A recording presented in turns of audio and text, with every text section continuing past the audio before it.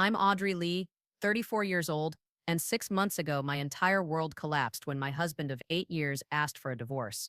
The betrayal was devastating, but what my family did next was even worse. If you've ever felt completely abandoned by the people who were supposed to protect you most, please let me know where you're watching from and subscribe to join others who understand this kind of profound betrayal. Let me take you back to where this all began, because understanding how I got here matters. 9 years ago, I was working as a junior software engineer at a tech startup in Austin, Texas, pulling 16-hour days and surviving on gas station coffee and determination. That's where I met Joseph, a charming project manager with kind eyes who always remembered to bring me real coffee from the cafe downstairs. He had this way of making me laugh during the most stressful product launches, and when he asked me to dinner after we'd successfully deployed our first major update, I said yes without hesitation. Our first date was at this tiny Thai restaurant where the owner's cat wandered between tables and the pad Thai was life-changing. Joseph told me about his dream of starting his own consulting firm, and I shared my secret ambition of one day owning a collection of classic cars like my grandfather had. He didn't laugh or call it impractical. Instead, he pulled out his phone and showed me photos of a 1967 Mustang he'd been restoring in his garage. The way his face lit up talking about carburetor adjustments and original paint jobs told me everything I needed to know about his character. This was a man who understood passion. We spent the next 3 years building something beautiful together. Joseph's consulting business took off, and my coding skills landed me a senior position at a fintech company with stock options that actually meant something. We moved into a modest house in a quiet neighborhood called Maple Grove, where the homeowners association cared more about lawn maintenance than anyone's business. Our Sunday mornings became sacred. We'd wake up late, make pancakes from scratch while jazz played on the old radio Joseph had inherited from his father, and spend hours in the garage working on whatever project car we'd found that week. I remember the exact moment I knew I wanted to marry him. We just bought a completely ruined 1973 Porsche 911 that most people would have considered scrap metal. As Joseph and I stood in our driveway, covered in grease and arguing good-naturedly about whether the transmission was salvageable, our neighbor Mrs. Patterson commented that we looked like quite the pair of grease monkeys. Instead of being embarrassed, Joseph wrapped his arm around my waist and said, "She's got better instincts with engines than most mechanics I know." The pride in his voice made my heart race faster than any sports car ever could. The golden period of our marriage lasted about 4 years. We'd wake up at 6, share coffee and the morning news, then head to our respective jobs knowing we'd reunite every evening to continue whatever restoration project currently occupied our garage. Joseph's business grew steadily, and my stock options vested just as the company went public. Suddenly, we had real money, not just comfortable living, but the kind of wealth that opens doors you never knew existed. We started attending classic car auctions, not just as dreamers, but as serious buyers. That's when everything changed, though you wouldn't have known it from the outside. Our neighbors saw the same modest house, the same two people who waved hello every morning. What they didn't see was the climate-controlled garage we'd built behind our property, or the fact that our weekend project cars had evolved into something extraordinary. Joseph and I had developed a system. We'd buy cars that looked rough or incomplete to outside observers, restore them to perfection in our hidden garage, then either keep them or sell them to serious collectors. To anyone watching, it looked like we constantly had broken down vehicles cluttering our driveway. The Porsche 911 became a Bugatti Veyron that I'd found at an estate sale. The owner's family had no idea what they had. They just saw an old foreign car that didn't run and wanted it gone. 6 months and $60,000 in restoration costs later, it was worth over $2 million. Then came the 1938 Bugatti Type 57, the 2020 Bugatti Chiron, and eventually a collection that insurance companies valued at over $15 million. But to our neighbors, Joseph and I were just the couple with questionable taste in vehicles and oil stains on their driveway. I loved the secrecy of it. There was something delicious about Mrs. Patterson's disapproving looks when she saw us unloading what appeared to be another junk car, not knowing she was watching us handle automotive art worth more than her entire house. Joseph and I would catch each other's eyes and smile, sharing the knowledge that we were building something incredible right under everyone's noses. We had plans, beautiful plans. Joseph wanted to open a restoration shop that specialized in bringing dead supercars back to life. I dreamed of starting a foundation that would teach automotive skills to underprivileged kids, showing them that working with your hands could lead to both practical skills and profound beauty. We'd mapped out the next 10 years of our lives with the precision we applied to engine rebuilds, and every piece seemed to fit perfectly. But there were signs I missed, small cracks in the foundation that I chose to interpret as temporary stress. Joseph started staying later at the office, claiming new client demands. He began suggesting we sell some of the collection, arguing that we had more money tied up in cars than was practical. When I'd find him staring at his phone with an expression I couldn't read, he'd quickly explain it was work-related. The man who used to spend hours explaining the engineering brilliance of a Bugatti's W16 engine suddenly seemed restless whenever we were in the garage together. The morning everything collapsed started like any other. I was in our hidden garage at dawn doing routine maintenance on the Chiron before Joseph woke up. The engine purred with mechanical perfection, and I was planning to surprise him with a sunset drive through the hill country. I had no way of knowing that in 6 hours, he'd be sitting at our kitchen table with divorce papers, explaining that he'd fallen in love with someone else and wanted to start fresh without the complications of our shared business ventures. But that betrayal, devastating as it was, turned out to be just the beginning. Because when I called my family that night, sobbing and desperate for comfort, I learned something about the people who raised me that changed everything I thought I knew about loyalty, love, and what family really means. My parents, Richard and Margaret Chen, had always been practical people who valued stability above passion. They'd tolerated my car hobby the way you might tolerate a child's fascination with dinosaurs, something cute that would eventually be outgrown. My older brother James followed their lead, building a successful accounting practice and a conventional life that our parents held up as the gold standard for adult achievement. My younger sister Michelle had married her college boyfriend and produced the grandchildren our parents doted on, securing her position as the family favorite.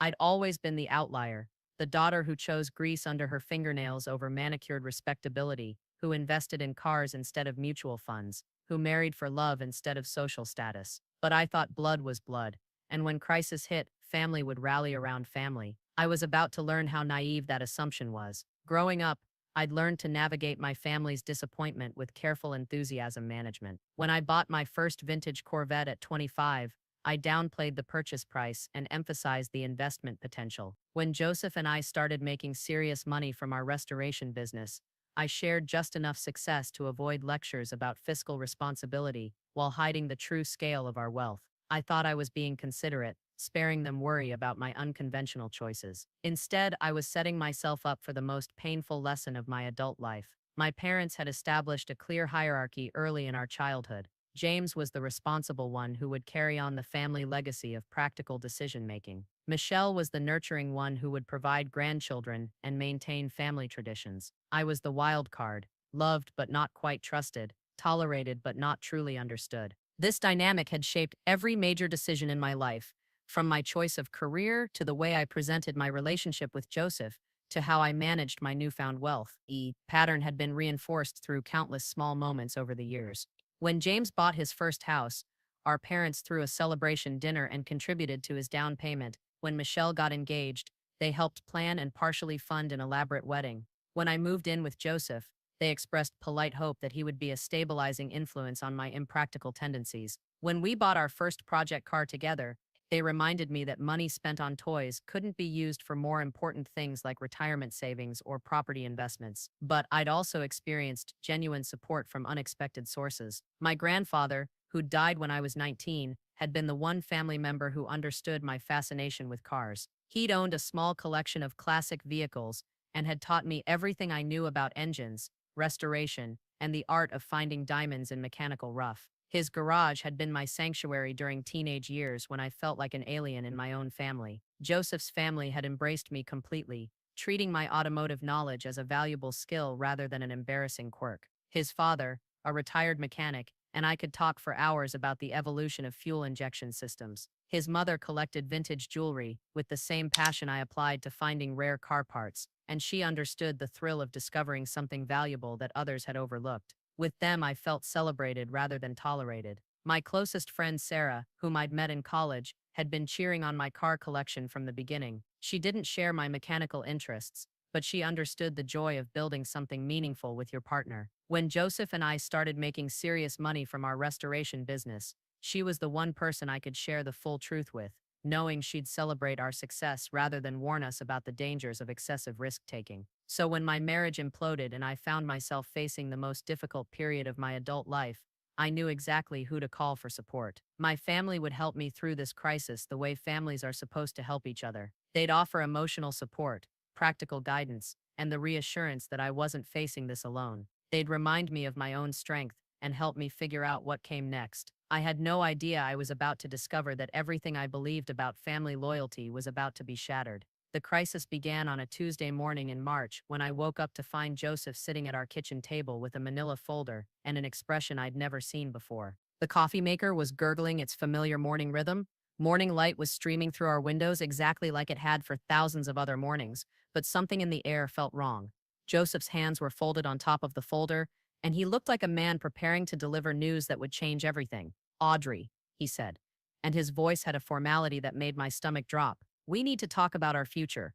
The conversation that followed lasted less than 30 minutes, but dismantled 8 years of shared dreams with surgical precision. Joseph explained that he'd fallen in love with someone else, a woman named Jennifer who worked in marketing for one of his clients. He wanted a divorce, and he wanted it to be as clean and simple as possible. He suggested we liquidate our car collection, split the proceeds, and go our separate ways without unnecessary complications. I sat there in my pajamas, holding a coffee mug that had suddenly become too heavy for my hands, listening to the man I'd planned to grow old with explain that our entire life together had become an obstacle to his happiness. The folder contained papers he'd already had drawn up, documents that reduced our marriage to a series of asset distributions and custody arrangements for material possessions. "What about the Bugatti collection?" I asked, because focusing on practical details seemed safer than acknowledging the emotional devastation.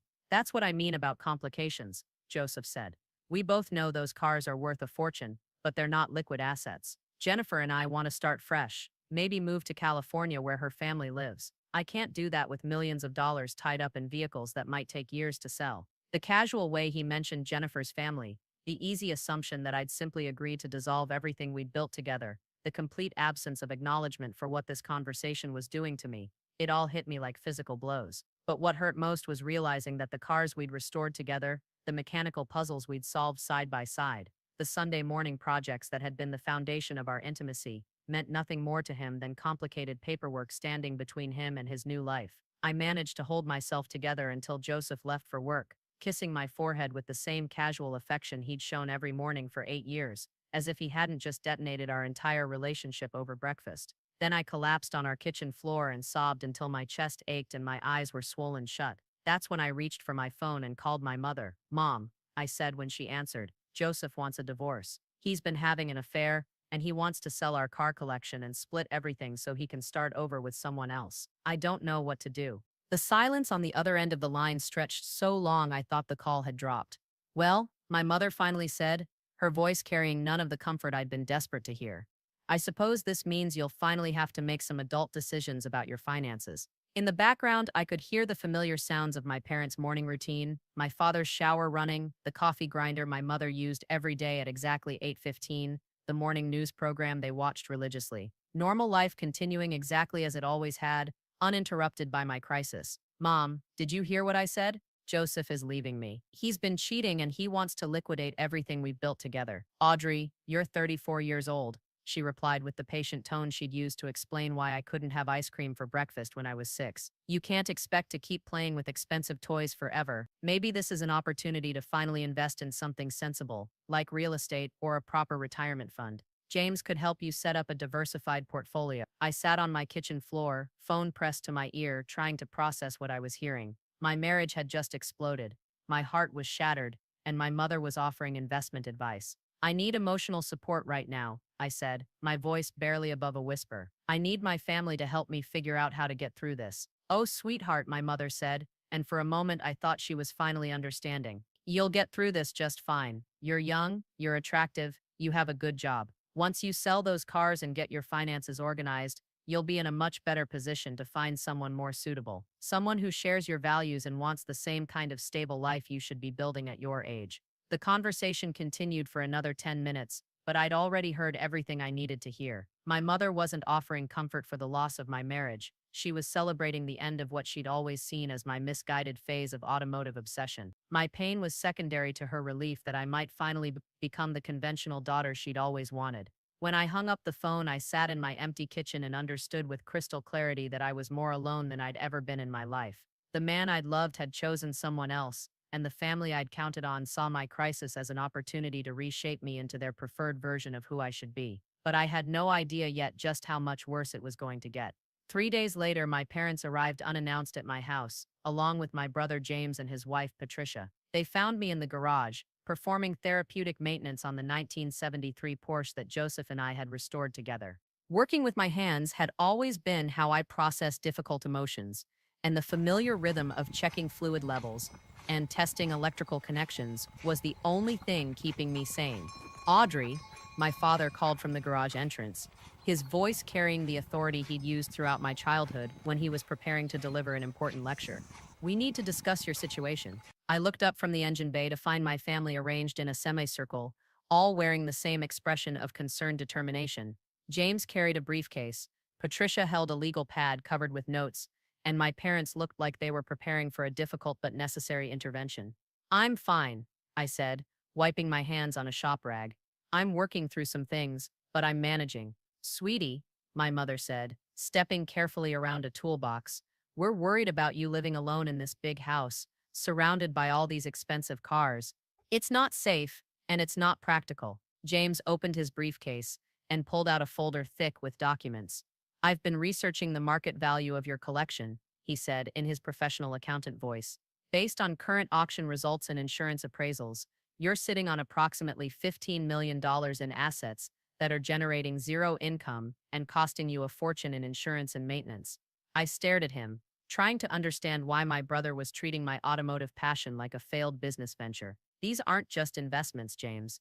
They're cars I restored with Joseph. They're part of my life." "That's exactly the problem," Patricia interjected, consulting her legal pad. "You're emotionally attached to assets that should be working for you. James has calculated that if you liquidate the collection and invest the proceeds conservatively, you could generate enough passive income to support yourself comfortably without ever having to work again." My father stepped forward, and I recognized the expression on his face from every major life decision I'd made that he'd disagreed with.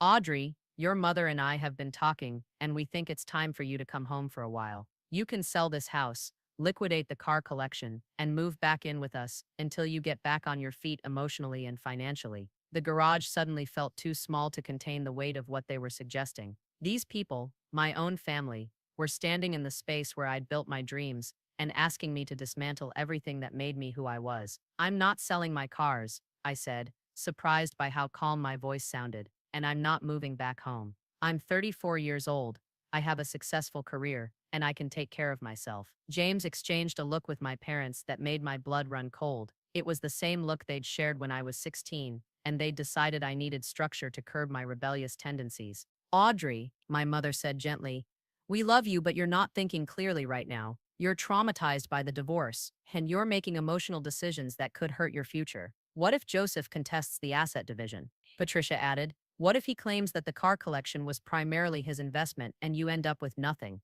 You need liquid assets and a clear legal position." I looked around at my family, these people who shared my DNA and my childhood memories, and realized they were treating me like a child who couldn't be trusted with her own life. Worse, they were acting like my passion for cars, the thing that had brought me the greatest joy and success, was a dangerous delusion that needed to be cured. "Get out," I said quietly. "Audrey," my father started. "Get out of my garage, get out of my house, and don't come back unless you're prepared to support my decisions instead of trying to control them." James closed his briefcase with a sharp snap.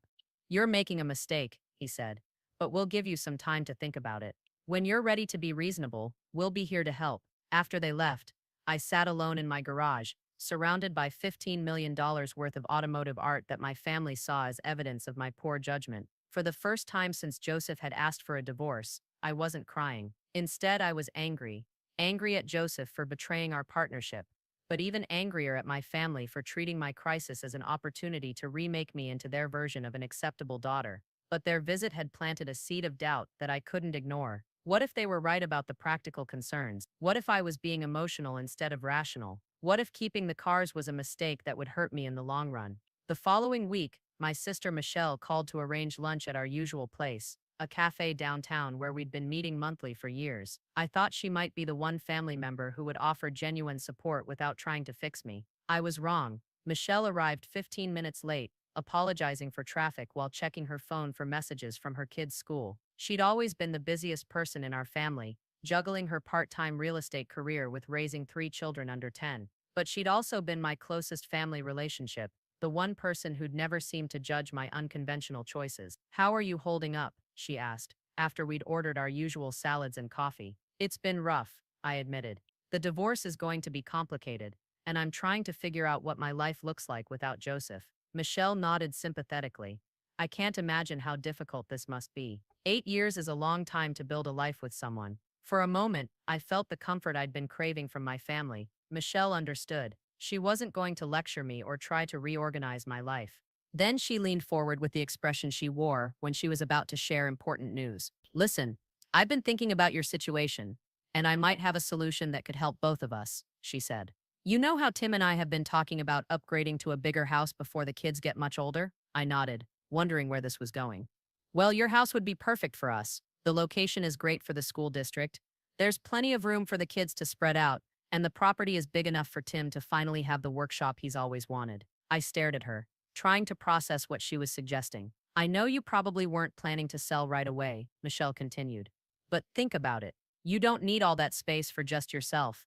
The maintenance costs must be enormous, and you'd probably get a great price in this market. You could buy a nice condo somewhere more convenient to your work, invest the difference, and not have to worry about all the responsibilities of maintaining such a large property." The conversation continued for another hour, but I'd stopped listening after the first 5 minutes. My sister, the person I'd trusted most in my family, had come to lunch with a real estate acquisition strategy disguised as sisterly concern. She wasn't offering comfort or support. She was offering to solve my crisis in a way that would benefit her family. When I drove home that afternoon, I sat in my driveway for 20 minutes before going inside, trying to understand how I'd become so disconnected from the people who were supposed to love me unconditionally. My marriage was ending. My parents wanted to control my financial decisions. My brother was treating me like an incompetent client, and my sister saw my crisis as a real estate opportunity. For the first time since Joseph had left, I began to wonder if I really was as alone as I felt. The breaking point came 2 weeks later when my family arranged what they called an intervention, but what felt more like an ambush. They'd coordinated their schedules without consulting me, showing up at my house on a Saturday morning when they knew I'd be working in the garage. This time, they brought reinforcements. James arrived first, followed by Patricia and their teenage daughter Emma, whom they'd apparently briefed about the family's situation. My parents came next, along with Michelle, her husband Tim, and their 3 children. Finally, Uncle Robert and Aunt Susan pulled into my driveway, completing what looked like a small family reunion organized around the singular purpose of fixing my life. I found them assembled in my living room, the adults sitting in carefully arranged positions while the children played quietly in the corner. Someone had brought coffee and pastries, as if this were a social visit instead of what I was beginning to recognize as a carefully orchestrated campaign. "Audrey," my father began, "we've all been talking, and we're concerned about the decisions you're making. We love you," my mother added quickly, "and we want what's best for you." Uncle Robert, who'd always been the family's designated voice of practical wisdom, leaned forward in his chair. "Honey, I've been in business for 40 years, and I've seen what happens when people make emotional decisions about money. Those cars might seem important to you right now, but they're preventing you from building real financial security." Aunt Susan nodded agreement. "When your cousin Rachel went through her divorce, she had to make some difficult choices too. But she listened to the family's advice, simplified her life, and now she's happier than she's ever been." I looked around the room at these people who shared my history and my blood, and realized they'd spent time planning this conversation. They'd assigned roles, prepared arguments, and brought witnesses to demonstrate the collective weight of family opinion. "You all discussed this without me," I said. "We were worried," Michelle explained. "You haven't been returning calls consistently. You're isolating yourself in that garage, and you're refusing to consider practical solutions to your situation." James opened his ever-present briefcase and spread documents across my coffee table. "I've prepared a complete financial analysis," he said. "If you liquidate the car collection and sell the house, you'll have enough capital to buy a reasonable condo, establish a substantial emergency fund, and invest the rest in a diversified portfolio that could support you for life." Patricia pointed to a spreadsheet that showed projected returns and expense calculations. "You could essentially retire at 34, she said. "No more worrying about maintaining expensive cars, no more house payments, no more financial stress." Tim, who'd been quiet until now, spoke up from his position near the window. "The real estate market is perfect for sellers right now. Michelle and I are pre-approved for financing, so you wouldn't have to deal with the uncertainty of finding buyers." I stood up abruptly, unable to sit still while my family carved up my life like a Thanksgiving turkey. "Stop," I said. Just stop talking. The room fell silent, except for the sound of my niece coloring in her book and my nephew quietly playing with toy cars in the corner. You want me to sell my house to Michelle and Tim below market value for their convenience. You want me to liquidate a car collection that I spent 8 years building because you think it's impractical. You want me to move into a condo and live off investment returns like a retiree because that feels safer to all of you than watching me build something with my own hands. We want you to be secure, my mother said. We want you to have a stable future. No, I replied, and my voice was getting louder despite my efforts to stay calm. You want me to become someone you're comfortable with? You want me to fit into your definition of what a responsible adult looks like, even if it means destroying everything that makes me happy. Uncle Robert stood up, clearly preparing to deliver what he considered a necessary truth. Audrey, you're 34 years old, and you're acting like a teenager who thinks the world revolves around her hobbies. Those cars are toys, not investments. That garage is a playroom, not a business. It's time to grow up and start thinking about your real future. The words hit me like a physical slap. This man who'd taught me to drive, who'd celebrated my college graduation, who'd attended my wedding, was standing in my living room calling my life's work a childish fantasy. Emma, I said, looking at my 16-year-old niece, what do you want to be when you grow up? She looked up from her coloring book, clearly uncomfortable being drawn into the adult conversation. Maybe a veterinarian? And if you become a veterinarian, and you're successful, and you love your work, but your family thinks you should be an accountant instead because it's more stable, what would you do? Emma glanced nervously at her parents. I guess I'd want to be a veterinarian anyway? That's right, I said, because you get to decide what makes your life meaningful. I turned to face the room full of people who'd known me my entire life, but didn't seem to understand me at all. I'm not selling my cars. I'm not selling my house. I'm not restructuring my life to make you more comfortable with my choices. And if you can't support my decisions, then I need you to leave me alone until you can. The silence that followed was heavy with family dysfunction and disappointed expectations. One by one, they began gathering their things and preparing to leave, their expressions ranging from hurt to frustrated to angry. My father was the last to speak. You're making a mistake, Audrey. When you need us, and you will need us, remember that we tried to help. After they left, I walked out to my garage and looked at my collection of beautiful machines, each one representing hundreds of hours of careful restoration work and mechanical problem solving. These cars weren't toys or investments or symbols of financial irresponsibility. They were proof that I could take something broken and make it extraordinary. They were evidence of my skill, my patience, and my vision. For the first time since Joseph had asked for a divorce, I felt absolutely certain about something. I would rather be alone with my integrity than surrounded by people who wanted to reshape me into their preferred version of who I should be. But I had no idea that my family was just getting started. 3 days later, the harassment began in earnest. My mother called every morning at exactly 7 o'clock, not to offer emotional support, but to share articles she'd found about the dangers of emotional decision-making during divorce proceedings. My brother started sending emails with subject lines like market analysis, classic car depreciation trends, and urgent tax implications of illiquid assets. Michelle began dropping by unannounced, always with a new argument about why I should reconsider selling the house. But the real escalation came when they started recruiting other people to their cause. Mrs. Patterson, my neighbor who'd always disapproved of my automotive activities, knocked on my door one morning with a concerned expression and a plate of homemade cookies. Audrey, she said, I hope you don't mind, but your mother called me yesterday. She's worried about you living alone in such a big house with all those expensive cars. I told her I'd keep an eye on you. I stared at this woman who'd complained about every car delivery, every late-night garage session, every deviation from her vision of appropriate suburban behavior, and realized my mother had turned her into a neighborhood spy.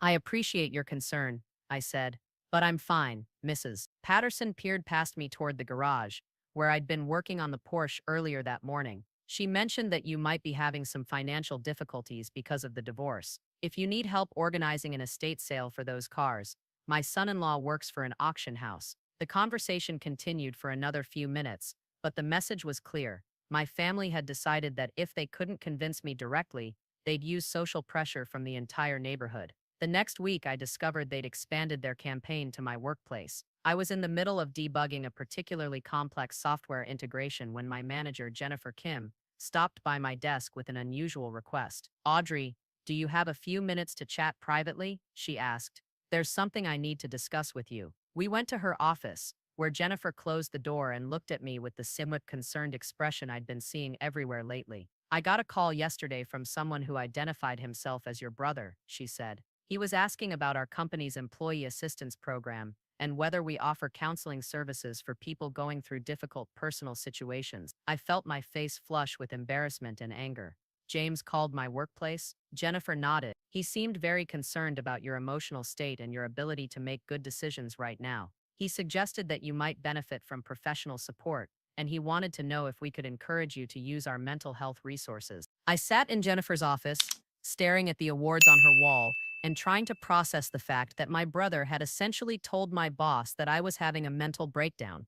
Jennifer, I want to be clear, I said. I'm going through a divorce, which is stressful but normal.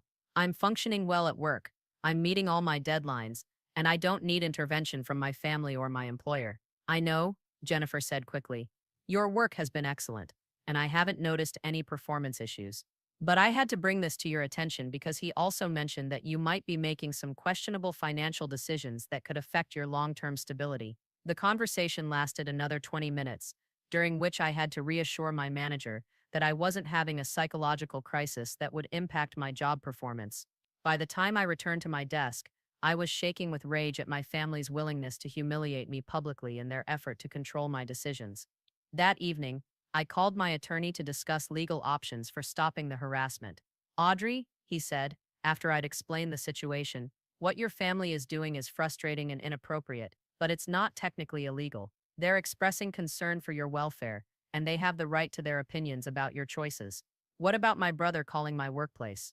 Again, problematic but not illegal. He wasn't making false accusations about your job performance or trying to get you fired. He was expressing concern about your mental health, which is protected speech. I hung up the phone feeling more trapped than ever. My family had figured out how to wage a campaign against my independence without breaking any laws, and they seemed determined to continue until I gave in to their demands. But the final straw came the following Saturday, when I discovered they'd crossed a line I never thought they'd cross. I was in the garage, performing routine maintenance on the Bugatti Chiron, when I heard multiple car doors slamming in my driveway. I looked out to see my parents, James, Michelle, and two people I didn't recognize, a middle-aged woman in a business suit and a younger man carrying a clipboard. They knocked on my front door, and when I answered, my mother stepped forward with an expression of determined compassion. Audrey, we've brought someone to help us, she said. This is Dr. Sarah Mitchell, a family counselor who specializes in helping people make difficult life transitions. Dr. Mitchell extended her hand with a professional smile.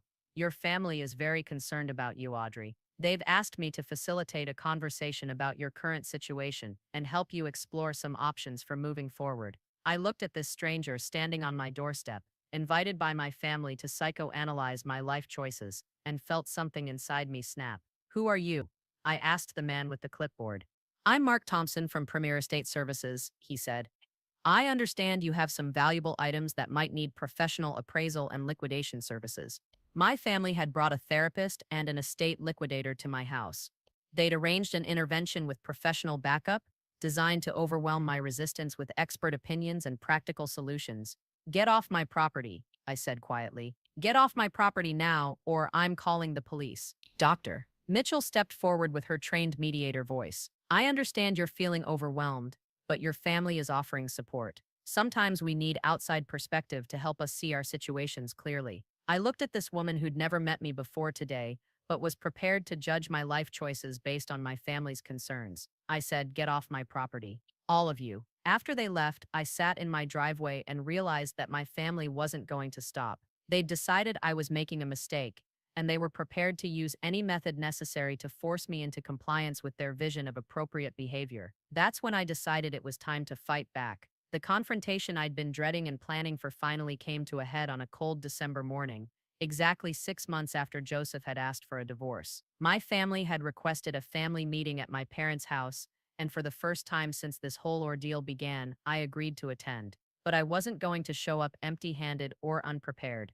I spent the previous week gathering documentation, making phone calls, and preparing for what I knew would be the final conversation about my future. I contacted my financial advisor, my insurance company, and my attorney. I researched comparable sales data for classic cars and real estate in my area. Most importantly, I arranged for backup that would arrive precisely when I needed it most. My parents' house looked exactly the same as it had throughout my childhood.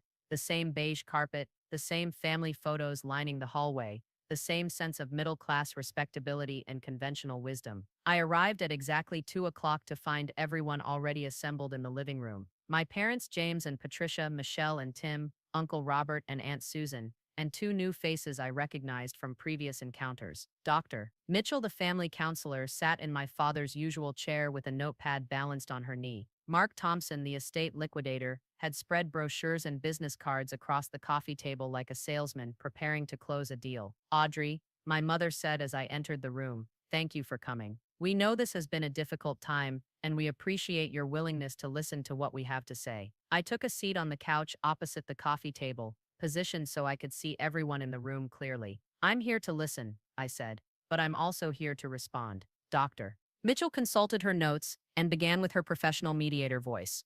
"Your family has expressed several concerns about your current living situation and financial decisions. They feel that you're isolating yourself, making choices based on emotion rather than logic, and potentially jeopardizing your long-term security." James opened his briefcase and pulled out a thick folder. "I've updated my financial analysis based on current market conditions," he said. "The car collection is actually worth more than we initially estimated, which makes liquidation even more advantageous from a tax perspective." He spread spreadsheets across the table showing